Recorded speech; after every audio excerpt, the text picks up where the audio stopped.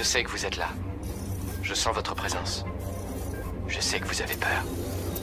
Vous avez peur de nous. Vous avez peur du changement. Je ne connais pas l'avenir. Je ne suis pas venu vous dire comment tout ça finira. Je suis venu vous dire comment ça va commencer. Je vais raccrocher ce téléphone et je montrerai à tous ces gens ce que vous ne voulez pas qu'ils voient.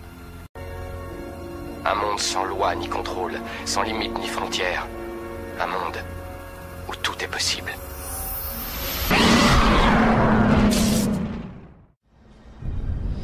Écoute bien.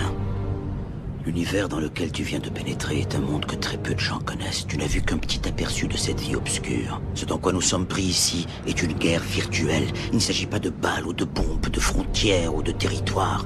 Le nerf de cette guerre est l'information.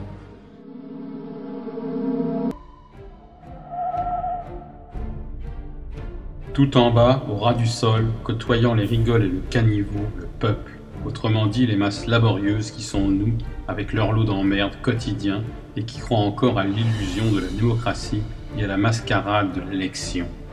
Au-dessus, les gouvernements qui possèdent le monopole du pouvoir, qui l'utilisent pour nous taxer, nous contrôler comme du bétail. Au niveau supérieur, les grandes entreprises, les multinationales qui contrôlent les gouvernements et dirigent réellement le monde. Financement des campagnes et corruption de la classe dirigeante par le pouvoir de l'argent, pour leur seul profit. Sans elles, les politiques et les partis n'existeraient pas. C'est ce qu'on appelle la corporatocratie. Pour prendre possession des ressources mondiales et contrôler les marchés, ces grandes entreprises se financent auprès des grandes banques, le cartel bancaire, Wall Street, la City, qui leur prêtent à des taux préférentiels au détriment de l'emploi et des salaires. Au-dessus, les banques centrales internationales, BCE, la Fed, détenues par des capitaux privés, qui impriment la monnaie papier et dictent leurs lois aux nations. Ce sont elles qui imposent le taux de réserve fractionnaire aux banques commerciales qui nous font payer des intérêts sur de l'argent créé ex nihilo. La BCE est totalement indépendante et a pour seule mission de réguler l'inflation. Et l'inflation se paye en chômage. Au-dessus encore, à un niveau international, les banques centrales utilisent le FMI et la Banque mondiale pour créer plus d'argent et exploiter les ressources des pays auxquels elles prêtent, les conduisant à la faillite et à l'anéantissement, au nom de l'équilibre monétaire international. Sous prétexte de les sauver, elles imposent leurs lois, les lois du marché, pour le profit d'une petite élite sans scrupules, au détriment des peuples qu'elles saignent à blanc, avec le soutien des politiques et des médias subordonnés. À l'avant-dernier niveau, la Banque centrale des banques centrales, la BRI, la Banque des règlements internationaux, créée par les Rothschild, qui contrôle toutes les banques centrales internationales. Au dernier niveau, tout en haut, juste sous l'œil qui domine le monde, une petite élite oligarchique réduite aux seules familles des Rothschild, cartel bancaire, et des Rockefeller, complexe militaro-industriel, assises sur leur bon gros tas d'or et qui regardent sombrer les peuples dans une extrême pauvreté en se tapotant le bas du ventre avec la satisfaction du devoir accompli. Ils poussent des cris de félicité et de suffisance en tirant sur leurs bretelles.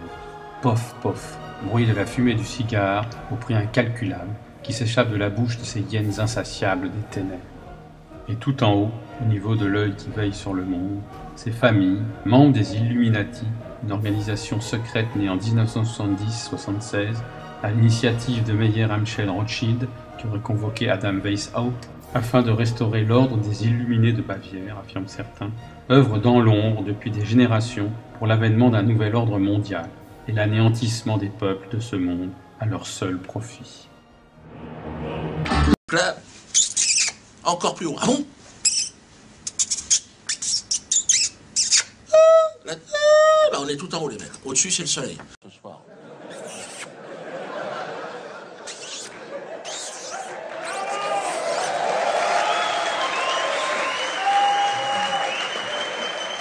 Là on est en surface, là ça devient de l'art. Occurring in our sky.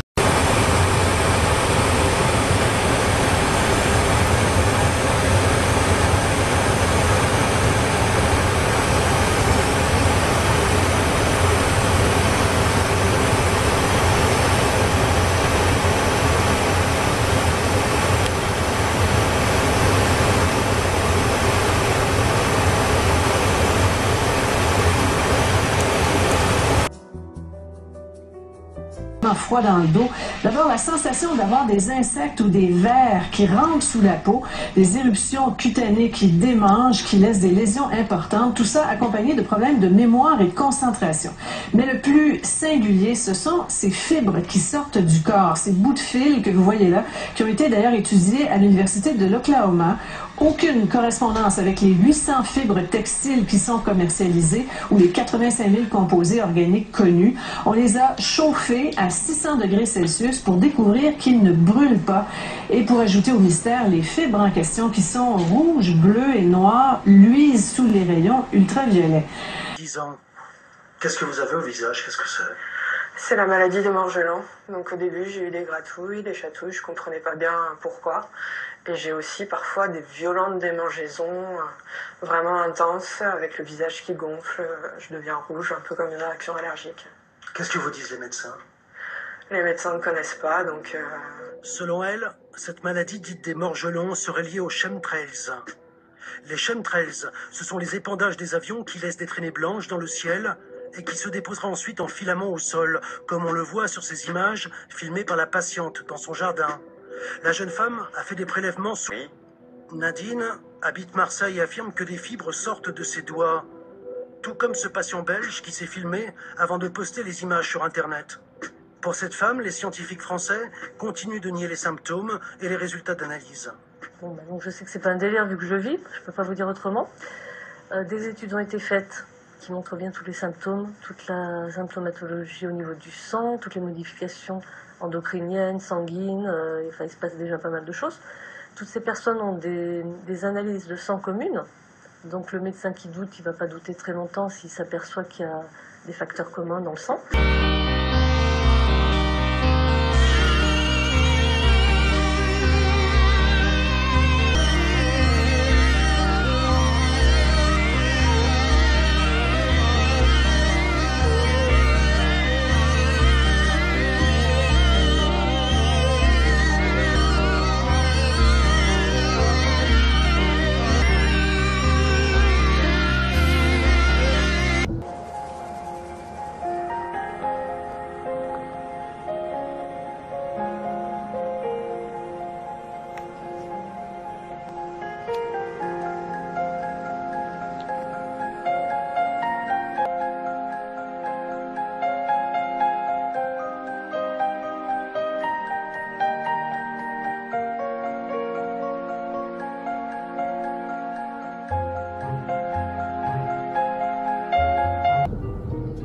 Tu m'as dit que tu as déjà demandé l'autorisation de visiter. Oui. Et ils ont répondu quoi? Non, à chaque fois. J'ai appelé 3 fois. Tu as fait 3 demandes pour visiter le site et à chaque fois, tu as essuyé un refus. À chaque fois. J'ai appelé le site directement. J'ai appelé l'armée de l'air. En vain. Un vrai mur. Jesse Ventura décide de faire le pire. Brad. Les caméras se comportent étrangement. Quelque chose perturbe le fonctionnement des appareils. Top secret, mon œil, c'est des conneries. Jesse Ventura et son équipe n'ont pas dépassé le portail du site HAARP, au cœur de l'Alaska. Jesse Ventura n'est pas entièrement convaincu que les antennes du système HAARP puissent émettre des ondes radio capables d'influencer la volonté humaine. Mais le docteur Begich a l'habitude des sceptiques. Voici un appareil que des amis allemands ont mis au point. Nous en avons fait une démonstration lors d'une séance publique devant le Parlement européen. C'était un prototype, mais ça a marqué les esprits. Ça, c'est un lecteur de CD classique. Et ça, ce sont des transducteurs piézoélectriques. Pour faire simple, ces petits objets peuvent convertir un signal acoustique en signal électrique, qui va pénétrer le système nerveux et vous faire entendre des voix. Si j'allume l'appareil, que je place les transducteurs ici et que je me bouche bien les oreilles, je vais entendre la musique du CD alors que je ne porte pas d'écouteurs sur les oreilles. Ce n'est pas le nerf auditif. Le son emprunte un autre chemin. Il fonctionne? Il suffit de l'allumer. Allez-y, je veux essayer. Si je me colle ces trucs sur le cou, je vais être le seul à entendre de la musique alors que je ne porte pas d'écouteurs. Tout à fait. Bouchez-vous bien les oreilles, s'il vous plaît.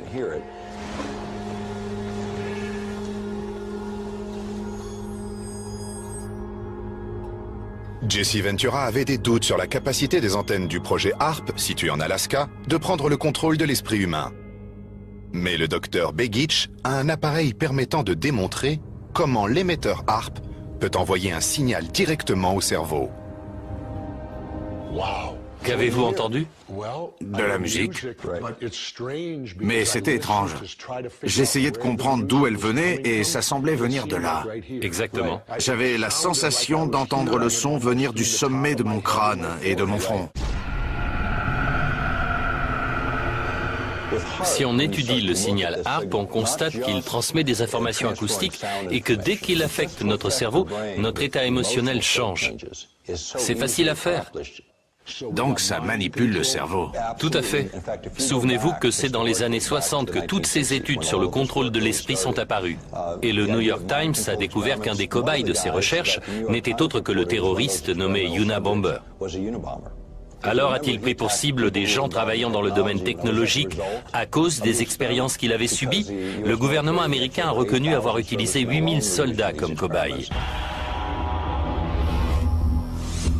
La technologie est simple et les composants faciles à trouver. Il suffit d'avoir les connaissances nécessaires pour moduler le signal comme quand on cherche sa station de radio.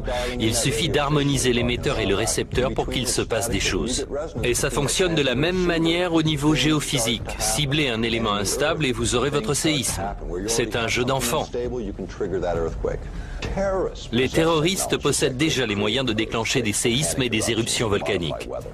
Les terroristes? Tout à fait, et ils ne veulent pas seulement perturber le climat, ils sont capables d'abattre des avions comme un rien, d'éteindre des satellites et de les rendre inutilisables. Voilà l'ampleur de la menace. Ça permet de faire la guerre sans que personne ne le sache.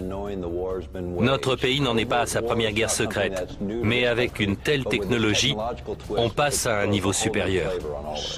Vous savez quoi? Ça me fait penser aux rayons de la mort invisible. Vous savez que Nikola Tesla, l'inventeur du concept de rayon de la mort, est aussi l'inventeur du courant alternatif qui alimente nos maisons. Il avait présenté son invention au gouvernement américain juste avant la Seconde Guerre mondiale. Resist we must, and resist we will. We will not be silent, we will not obey, we will not let our government destroy our humanity. We will not wait another moment in fear to stand up for what we know to be right. It is time we start meeting oppression with resistance. Having fake attacks on American civilians. The time when the operation of the machine becomes so odious, makes you so sick at heart that you can't take part. You can't even passively take part. And you've got to put your bodies upon the gears and upon the wheels, upon the levers, upon all the apparatus, and you've got to make it stop.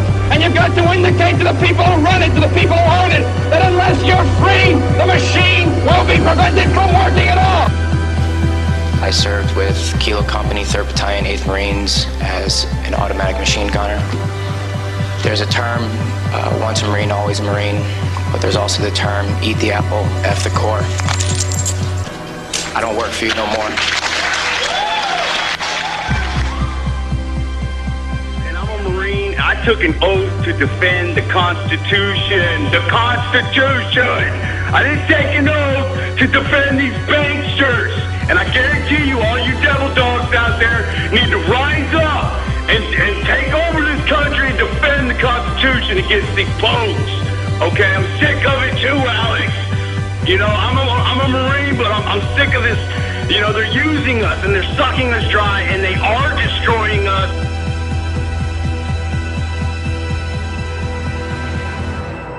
People should not be afraid of their governments. Governments should be afraid of their people.